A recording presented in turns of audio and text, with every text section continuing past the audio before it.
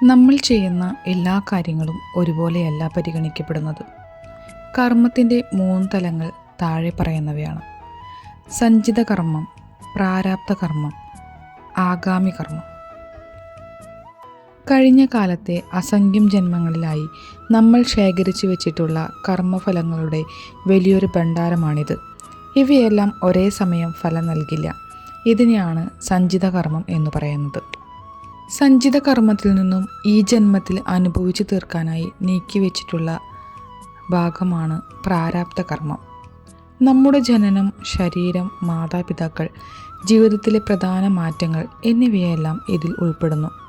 വർത്തമാനകാലത്ത് നമ്മൾ ചെയ്തുകൊണ്ടിരിക്കുന്ന കർമ്മങ്ങളാണ് ആഗാമി കർമ്മം. ഇവ ഭാവിയിൽ ഫലം നൽകാനായി സഞ്ചിത കർമ്മത്തിലേക്ക് പോയി ചേരുന്നു. ഇതിലാണ് നമുക്ക് പൂർണ്ണ നിയന്ത്രണമുള്ളത്. കർമ്മം എന്നത് ആധുനിക ഭൗതിക ശാസ്ത്രത്തിലെ ന്യൂട്ടൻ്റെ 3ാം ചലന നിയമത്തിന് സമാനമാണ്. ഓരോ പ്രവർത്തനത്തിനും തുല്യവും വിപരീതവുമായ ഒരു പ്രതിപ്രവർത്തനമുണ്ട്.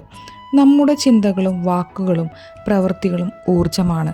ഈ ഊർജം പ്രപഞ്ചത്തിലേക്ക് അയക്കപ്പെടുമ്പോൾ അത് ഒരു വൃത്തം പൂർത്തിയാക്കി നമ്മളിലേക്ക് തന്നെ തിരികെ എത്തുന്നു. കർമ്മം വെറുമൊരു ശിക്ഷാരീതിയല്ല, മറിച്ച് പ്രപഞ്ചത്തിൻ്റെ ഒരു സമതുലനാവസ്ഥ നിലനിർത്താനുള്ള രീതിയാണിത്. പലരും കർമ്മത്തെ വിധിയെന്ന് തെറ്റിദ്ധരിക്കാറുണ്ട്. എന്നാൽ കർമ്മവും വിധിയും തമ്മിൽ വലിയ വ്യത്യാസമുണ്ട്. മാറ്റാൻ കഴിയാത്ത ഒന്നാണ് വിധിയെന്ന് പലരും വിശ്വസിക്കുന്നു.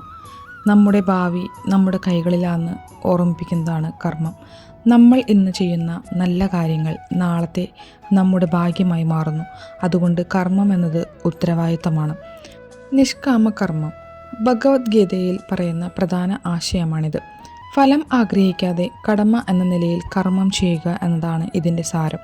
ഫലത്തെക്കുറിച്ച് വേവലാതിപ്പെടാതെ കർമ്മം ചെയ്യുമ്പോൾ നമ്മൾ മാനസികമായി കൂടുതൽ സ്വതന്ത്രരാകുന്നു. അപ്പോൾ ഇന്നത്തെ വീഡിയോ ഇത്രയേ ഉള്ളൂ. കൂടുതൽ വിശേഷങ്ങളുമായി അടുത്ത വീഡിയോയിൽ കാണാം.